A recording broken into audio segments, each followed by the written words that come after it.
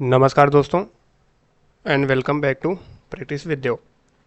इस video lecture में मैं आपको भारतीय प्रतिरक्षा से रिलेटेड क्वेश्चन को कराने वाला हूं। इम्पॉर्टेंट क्वेश्चन है, एग्ज़ाम में पूछे गए हैं, तो उसी सीरीज को हम आगे बढ़ाएंगे। यदि आपका कोई भी कम्पिटिटिव एग्ज़ाम आने वाले समय में लगा हुआ है तो श्योर यहाँ से क्वेश्चन देखने को मिल जाएगा। और भी मोस्ट इंपॉर्टेंट वीडियो आपको प्लेलिस्ट पर अपलोडेड मिलेंगे, आप सभी लोग प्लेलिस्ट जरूर चेक करें। कंप्लीट वीडियो देखना है। देखिए, सबसे पहला क्वेश्चन जो स्क्रीन पर लगा हुआ है कि भारत की प्रथम युद्धक मिसाइल है।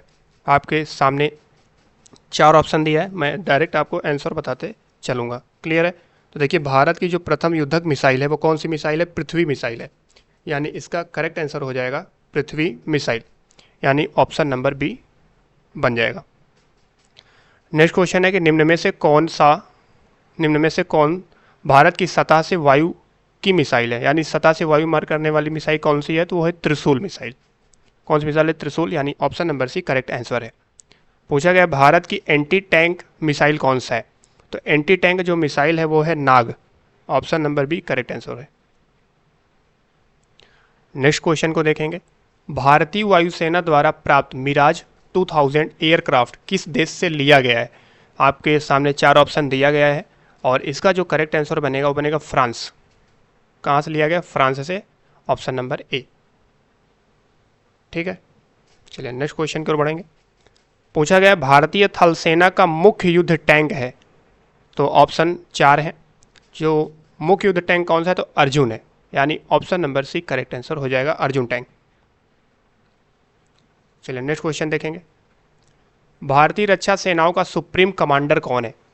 तो भारत का राष्ट्रपति होता है सुप्रीम कमांडर। इंपॉर्टेंट है, याद रखना है।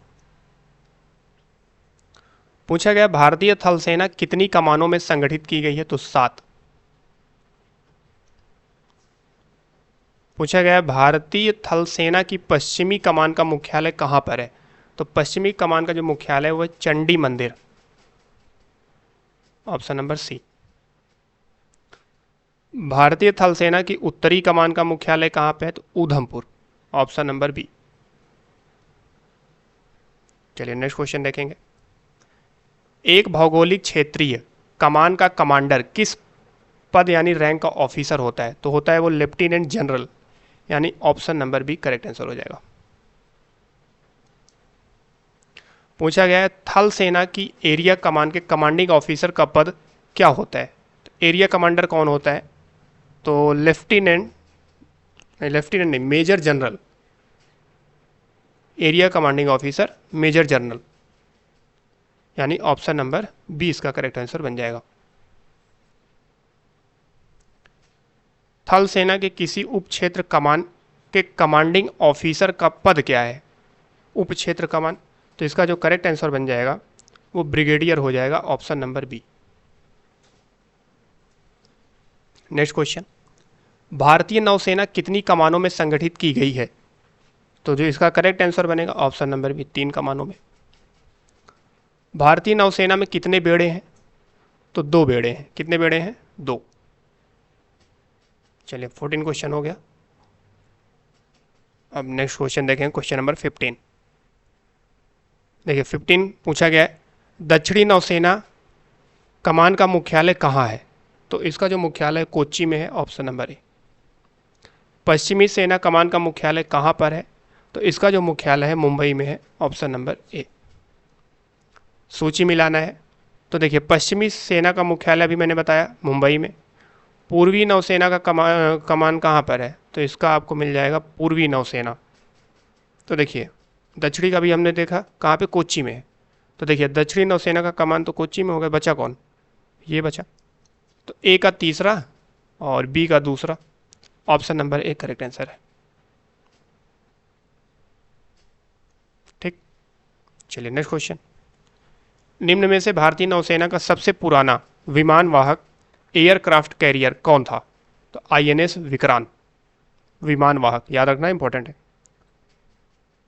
निम्न में से भारतीय नौसेना का सबसे बड़ा एयरक्राफ्ट कौन सा था? तो आईएनएस विराट सबसे बड़ा। पूछा गया है निम्न में से भारतीय नौसेना की नवीनतम उपलब्धि कौन है? तो नवीनतम उपलब्धि जो है निम्न में से वो है आपका आईएनएस मालाबार। पूछा गया इंडियन नेवी के विमान वाहक आईएनएस विराट को नेवी में कब कमीशन किया गया? तो याद रखिएगा 1987 में। नाभिकीय शक्ति संपन्न पनडुब्बी रखने वाले देशों में भारत का कौन सा स्थान है? तो भारत का जो स्थान है 6वां है, option number A. Next question, Bharat ने नौसेना के लिए नाभिकीय शक्ति संपन्न पनडुब्बी कब प्राप्त की? आपके सामने 4 ऑप्शन है, तो इसका जो आंसर हो जाएगा 1988 में। निम्न में से कौन नाभिकीय शक्ति संपन्न है? तो इसका जो करेक्ट आंसर है आईएनएस चक्र। 24 क्वेश्चन हो गए, चलिए देखेंगे 25।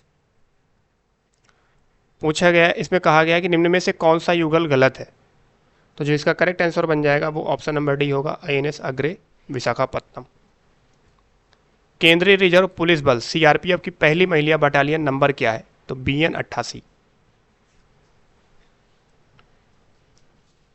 पूछा गया भारतीय वायुसेना कितनी कमानों में संगठित की गई है? तो इसका जो करेक्ट आंसर हो जाएगा 5 कमानों में। सीमा सुरक्षा बल बीएसएफ कब स्थापित किया गया था? तो याद रखिएगा इसकी जो स्थापना हुई थी सीमा सुरक्षा बल यानी बीएसएफ की, वो हुआ था 1965 में। पूछा गया है किस पैरामिलिट्री फोर्स में एक अलग महिला बटालियन है? तो सीआरपीएफ में। पूछा गया निम्न में से कौन भारत में सबसे पुराना पैरामिलिट्री फोर्स है? तो असम राइफल्स। सीआरपीएफ में कितनी महिला बटालियन है? तो करेक्ट आंसर हो जाएगा 3।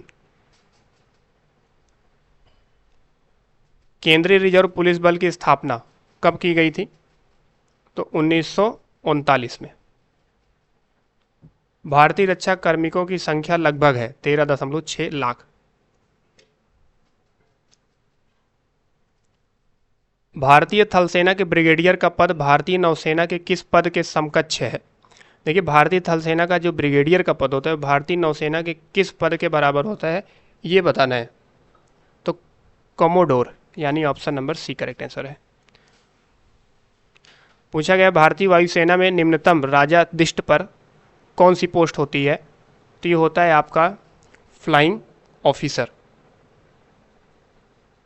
Option number A.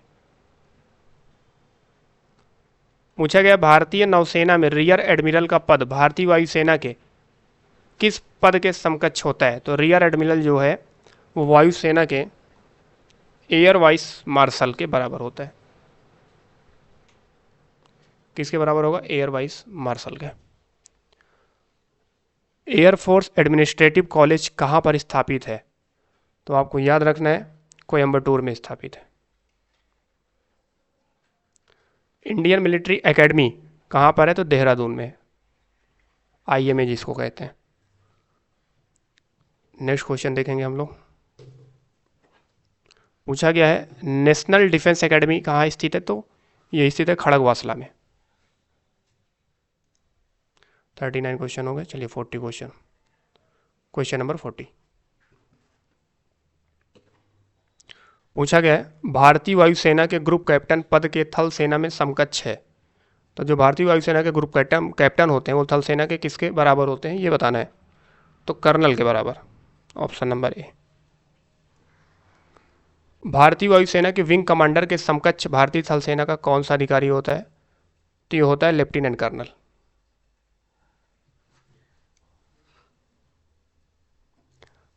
पूछा गया भारतीय वायुसेना की यूनिटों को किन समूहों में बांटा गया है? तो याद रखना है 5 संग्रामिक और 2 कार्यात्मक कमानों में। भारतीय वायुसेना में निम्न में से कौन सी कमान नहीं है? तो भारतीय वायुसेना में जो है वो मध्य वायु कमान नहीं है, सॉरी मध्य वायु कमान है, उत्तरी वायु कमान नहीं है, यानी ऑप्शन नंबर ए करेक्ट हो जाएगा। नेक्स्ट क्वेश्चन है पूर्व सोवियत संघ से भारत ने मिग 29 विमान प्राप्त किए थे, अब इसका नाम बदलकर क्या रखा गया है? तो बाज रखा गया है। पूछा गया है निम्न में से एंटी टैंक निर्देशित मिसाइल फायर एंड टारगेट किसे कहते हैं? तो इसे कहते हैं नाग को। क्लियर है? तो 45 का क्या हो जाएगा? डी हो जाएगा। पूछा गया भारत का लघु दूरी प्रक्षेपास्त्र कौन है? तो इसका जो करेक्ट आंसर बनेगा वो अर्जुन होगा। पूछा गया है पिनाक क्या है? पिनाक जो है बहु बैरल रॉकेट प्रणाली है, ऑप्शन नंबर बी। भारत में निर्मित टैंक का नाम क्या है? ये पूछा गया। तो इसका जो करेक्ट आंसर हो जाएगा अर्जुन।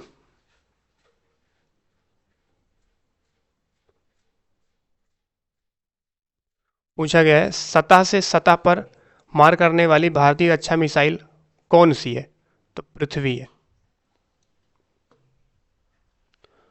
निम्नलिखित में से कौन सा प्रक्षेपास्त्र नहीं है? तो जो प्रक्षेपास्त्र कौन सा नहीं है? पिनाक। 51 निम्नलिखित में से कौन सा आधुनिक टैंक है? तो जो आधुनिक टैंक है वो है आपका अर्जुन। डीआरडीओ द्वारा विकसित मानव रहित विमान कौन सा है? निशांत। चलिए नेक्स्ट क्वेश्चन देखेंगे, क्वेश्चन नंबर 53। पूछा गया है एकीकृत निर्देशित प्रक्षेपास्त्र विकास योजना कब शुरू की गई? तो 1983 में। पूछा गया है कि एकीकृत मिसाइल प्रोग्राम डीआरडीओ की कितनी प्रयोगशालाएं सम्मिलित हैं? तो 19। पूछा गया है स्वदेश में निर्मित पहली मिसाइल कौन सी है? तो पृथ्वी है। यहाँ पे पूछा गया कौन सा गलत है। देखिए त्रिशूल जो होता है सतह से हवा में मारक है, सही है। पृथ्वी सतह से सतह, बिल्कुल सही है। अग्नि धरती से हवा, ये भी सही है, लेकिन आकाश जो है सतह से सतह नहीं है, यही गलत है। 57 पूछा गया है किस मिसाइल में ठोस व द्रव दोनों प्रकार के नोदक इस्तेमाल किए जाते हैं? तो अग्नि में। ठोस और द्रव। अग्नि मिसाइल में नोदक इस्तेमाल होता है, पहले चरण में ठोस तो दूसरे चरण में द्रव। ये करेक्ट आंसर हो जाएगा। पूछा गया निम्न में से टैंक रोधी मिसाइल है, इंपॉर्टेंट है, याद रखिएगा, नाग। भारतीय मिसाइल मैन के नाम से किसको जाना जाता है? तो डॉक्टर एपीजे अब्दुल कलाम को जाना जाता है। तो ये टोटल 60 क्वेश्चन थे, प्रीवियस इंपॉर्टेंट क्वेश्चन है, आपको अच्छे से पढ़ लेना है। क्लियर बात? वीडियो अच्छा लगा हो तो वीडियो को लाइक कर लीजिए। चैनल पर पहली बार विजिट कर रहे हैं तो चैनल को सब्सक्राइब करके बेल आइकन को प्रेस करना मत भूलिएगा, ताकि नोटिफिकेशन वगैरह आपको मिलता रहे। प्लेलिस्ट आप लोग चेक कर लीजिए, वहाँ पे मैथ्स, रीजनिंग, इंग्लिश के सभी वीडियो आपको प्रीवियस ईयर के क्वेश्चन सहित मिल जाएंगे। तो आज के लिए बस इतना ही है। Thank you so much. मिलेंगे नेक्स्ट वीडियो में। जय हिंद, जय भारत।